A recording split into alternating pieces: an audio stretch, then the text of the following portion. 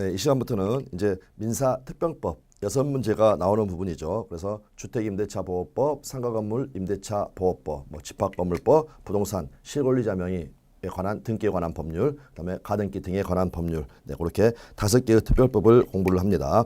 일단은 이제 저희가 임대차, 전 시간에 임대차를 공부를 했죠. 그랬을 때 주택의 임대차, 상가건물의 임대차를 특별히 보호하는 그런 특별법들이 있다라는 거죠. 그래서 이제 그 특별법 같은 경우에는요, 시험에 나오는 부분들이 정해져 있습니다. 그래서 그 부분들 같은 경우에 민법과 달리 이해 자체가 어려운 부분은 아니기 때문에 여러분들의 그 핵심 사항들의 반복 학습, 이게 중요하다. 이렇게 미리 말씀을 드리고요. 그다음에 교재를 쭉 같이 훑어가면서 이제 조금 진행 방법은 다릅니다. 쭉 훑어가면서 핵심 사항들 체크하고 이러한 부분들이 시험에 나왔습니다. 라고 말씀을 드리고 그 다음에 설명이 필요한 부분은 설명을 드린다. 그렇게 말씀드리겠습니다. 그 다음에 주임법은 상임법하고 유사한 점들이 많기 때문에 주임법 자체를 확실하게 잡아두는 거, 그게 일단 중요합니다. 그래서 그냥 간단한 겁니다.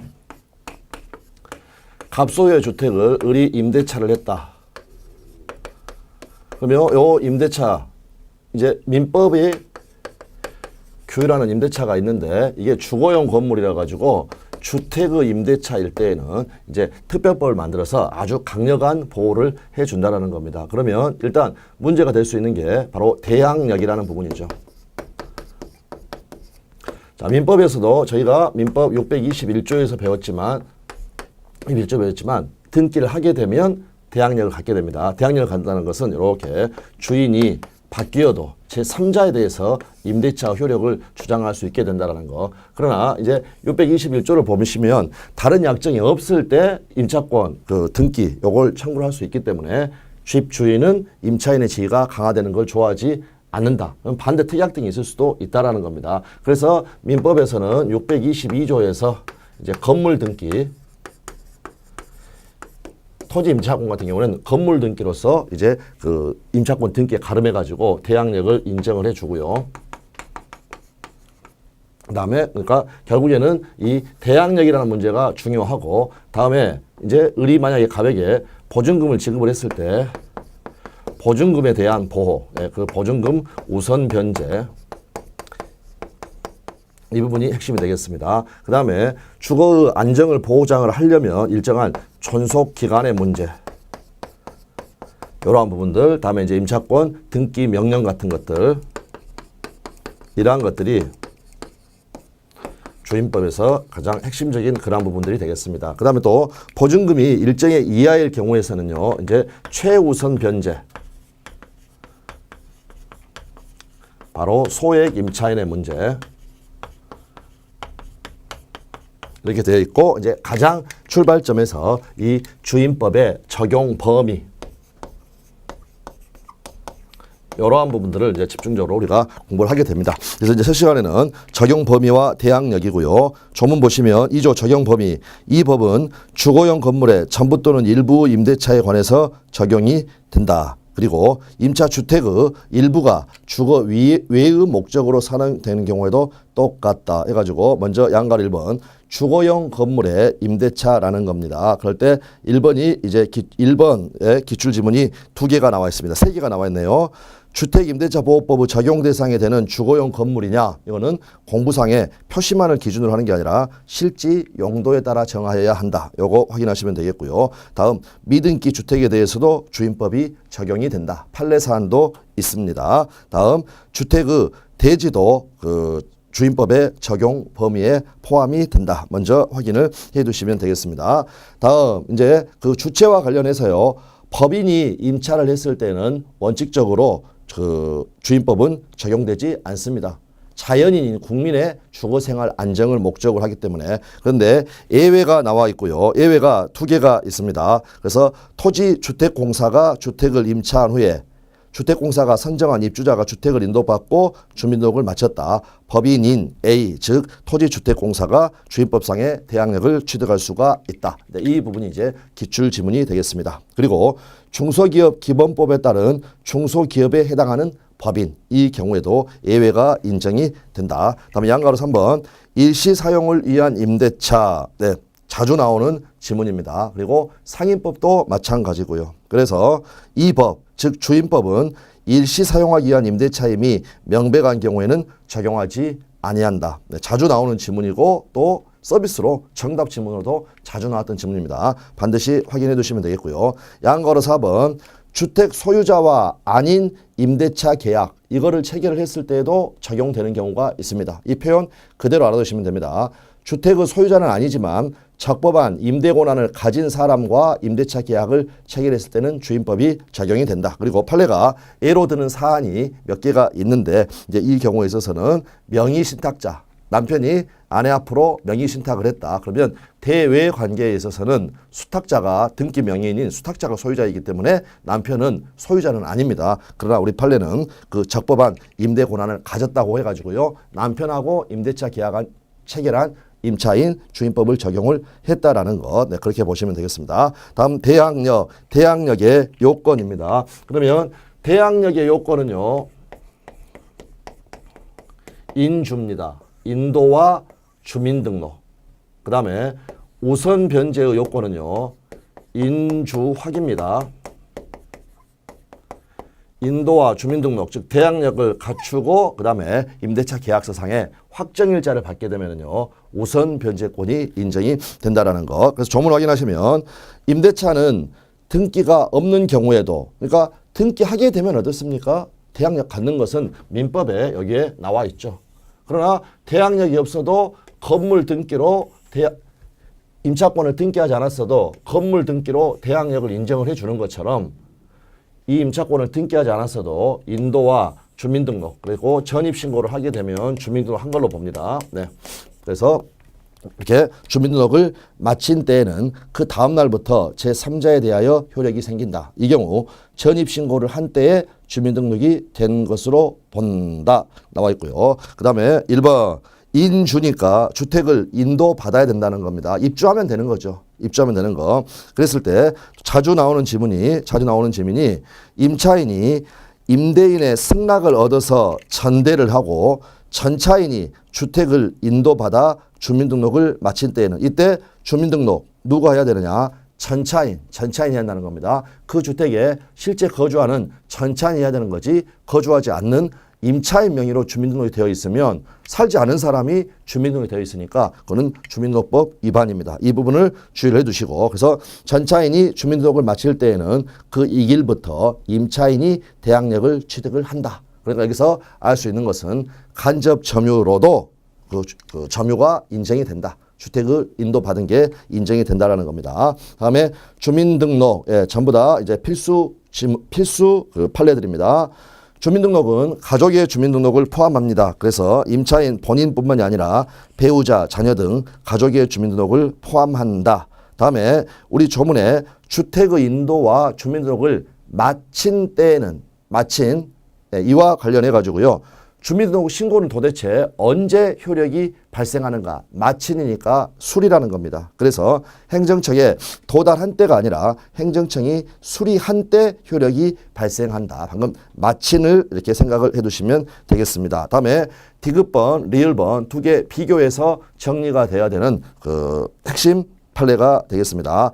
다가구용 단독주택, 단독주택이니까 이거는 집원만 정확하게 기재를 하면 되고요. 동호수 표시가 없어도 대항력을 취득할 수 있습니다. 그러나 다세대 주택은 아파트하고 똑같다고 생각하시면 됩니다. 공동주택. 그러므로 건물의 소재지 집원 외에 동호수까지 정확하게 기재하여야 대항력을 취득할 수가 있다. 다음 대항력을 취득하려면 3번 너무나 당연히 그 임대차 계약은 유효하여야 한다라는 겁니다. 그런데 무슨 우선 변제 등을 목적으로 해가지고요. 실제 거주하지도 않으면서 임대차 계약을 체결했다. 그거는 가장 임대차로서 무효입니다. 그러므로 대항력을 체결할 수가 없다. 그 판례는 한번 읽어봐 주시면 되겠고요. 다음 양가로 이번에 대항력의 발생 시기 및 존속 요건이다 나와 있습니다. 1번 대항력의 발생 시기는요. 인도와 주민등록을 마친 다음 날이었죠. 마친 때는 이길 다음 날부터. 그럴 때 그 부분이 이길 오전 0시가 된다. 다음 날 오전 0시가 된다라는 겁니다. 그럴 때 이길 오전 0시라는 말은 무슨 말이냐면 예를 들어서 갑소유 주택에 을이 임대차 계약을 체결을 하고요. 다음에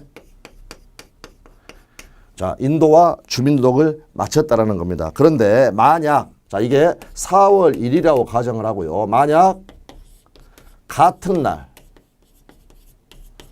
즉 4월 1일 날 병하고 매매를 하고 소유권 이전을 해줬다라든지 아니면 갑이 같은 날 정에게 저당권을 설정을 했다. 그리고 나중에 이 저당권이 실행이 돼가지고 경락이 받게 됐다. 이때는요, 이 저당권 등기와 어떻습니까? 이 소유권 이전 등기는 4월 1일 날 이루어졌죠. 그런데 얘가 대항력을 갖는 것은 인도와 주민등록을 마친 다음 날인 이길 오전 0시니까 결국 같은 날 이루어졌을 때는요, 나중에 이 소유자가 나가라 하면 나가야 된다는 겁니다. 그 다음에 경락인이 나가라 하면 나가야 된다. 네, 이렇게 해두시면 되겠습니다. 그리고 이제 판례를 보게 되면은요, 대항력을 줄 거면 시원시원하게 그냥 4월 1일 날 주지 왜 이길 오전 0시로 했을까? 거기에서 판례는 뭐라고 하는 거냐면요. 자, 이 사람들은요, 전부 다 등기를 갖춘 사람입니다. 그러나 이거는 아주 불완전한 공시 방법. 그러므로 그 경우에 있어서 같은 날 이루어졌을 때는요, 등기를 갖춘 완전한 공시 방법을 갖춘 사람을 우선시키기 위해서 이 친구는 쫓아내기 위해서 이길 오전 0시라고 했다. 이길 다음 날이라고 했다. 네, 그 부분이 되겠습니다. 다음에 2번.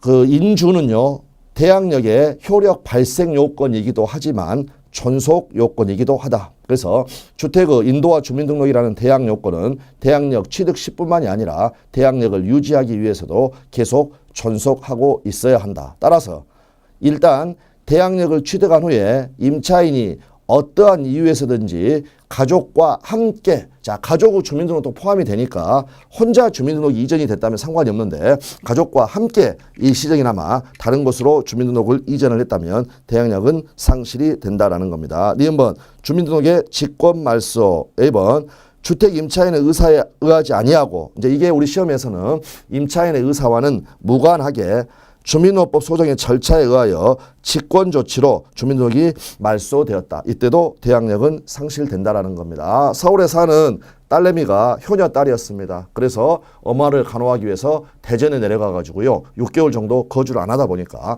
반장님이 거기 그 조사를 나와 가지고 여기 사람 안 사네, 이 주민등록은 잘못된 거네, 위법하네 해가지고 직권으로 말소했습니다. 딸의 의사와는 무관하죠. 그렇지만 주민등록법 소정의 절차를 다 밟아서 직권으로 말소가 됐으니까 그때는 대항력을 상실한다. 그 다음에 이제 B번은요, 다만 주민등록법 소정의 이 절차에 따라서 회복을 했을 때는요, 이때는 소급하여 대항력이 유지된다. 네, 보시면 되겠습니다. 다음에 3번 대항력의 내용으로서 1번에 대항력이라는 것은 주인 바뀌어도 안 쫓겨나는 게 가장 중요한 거니까 1번 주택 양수인에 대한 효력 해가지고요, 이제 핵심 조문이 되겠습니다. 임차 주택의 양수인은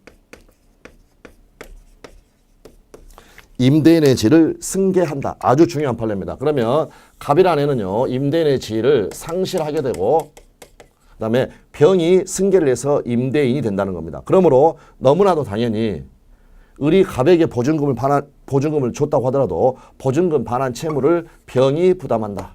반환 채무. 네, 이렇게 된다는 겁니다. 그런데 여기에는 또 중요한 예외 판례가 있습니다. 자, 여러분 한번 가정을 해보십시오. 여러분이 을이 되고요, 가령 이 주택이 10억짜리다. 그랬고 지금 보증금은 7억이다라고 가정을 해봅니다. 그러면 병은요, 이 임차권을 끼고 사면은요, 3억이면 이 주택을 살 수가 있다라는 겁니다. 그러면 을 입장에서, 여러분 입장에서 어떤 생각이 드냐면요, 나는 보증금 7억 냈고 얘는 3억 주고 샀다는 겁니다. 얘가 주인은 주인이지만 나보다 더 개털 아닐까? 혹시 나중에 얘한테 보증금 반환 받아야 되는데 내가 반환받지 못하는 일이 있지 않을까라는 생각이 들 수가 있다라는 겁니다. 그때에는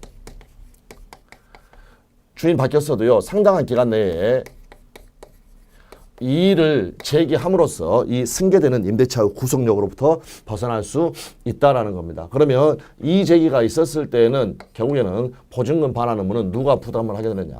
갑이 부담을 하게 된다. 이제 그게 밑으로 연결이 되겠습니다. 네, 그 다음 주택의 양수인인데 아래 판례 보시면 X주택의 대지에 설정된 대지입니다. 대지. 큰 저당권의 실행을 위한 경매 절차에서 대지만을 매수한 자. 그 사람은 도저히 국어상 주택의 땅만 양수받은 사람을 주택의 양수인이라고 볼 수는 없다. 네, 그 부분이 나와 있습니다. 2번 양수인의 보증금 승계. 방금 말씀드렸던 부분이 나와 있습니다. 기억이 원칙이고요. 그래서 A의 보증금 반환 채무는 소멸하게 되고 병이 부담을 하게 되는데 니은번 이의 제기가 있었을 때는 어떻다? 예, 여전히 갑의 보증금 반환 채무가 소멸하지 않는다. 그다음에 3번 경매에 의한 임차권의 소멸. 3조 5 임차권은 임차주택에 대해서 민사집행법에 따른 경매가 행하여진 경우에는 그 임차주택의 경락에 따라 소멸한다. 단서 다만 보증금이 모두 변제되지 아니한 대항력 있는 임차권은 소멸하지 아니한다. 여기서는 주의하실 것은요. 주의하실 것은 우리가 그 저당권에서 민사집행법을 배웠던 것처럼 저당권은 말소 기준 권리가 최우선 권리가 최선순위 저당권이 우선이 되죠. 그 다음에 1번으로 저당권이 있고 2번으로 대항력 있는 임차권이 있고 그 다음에 3번으로 저당권이 있게 되면요. 요거는 우리가 중간 용의권은 소멸한다고 그랬죠. 중간 임차입니다.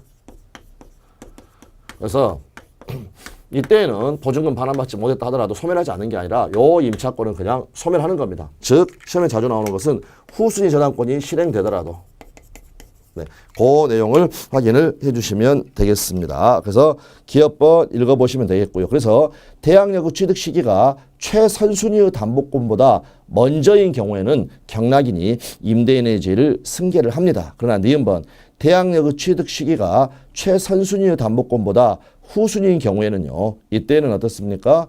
A번 마지막에 보시면 자신의 임차권을 주장할 수가 없다. 그리고 B번은 중간 임차권이 나와 있으니까 여러분들이 읽어서 확인을 해주시면 되겠습니다. 4번은 이제 위에 제목을 보시면 존속 의제 규정. 그래서 임대차 기간이 끝난 경우에도 임차인이 보증금을 반환받을 때까지는 임대차 관계가 존속되는 것으로 본다. 그러면 시험에 나온 질문은 보증금을 반환받지 못하였다면 임대차는 종료하지 않은 것으로 본다. 이렇게 보시고요.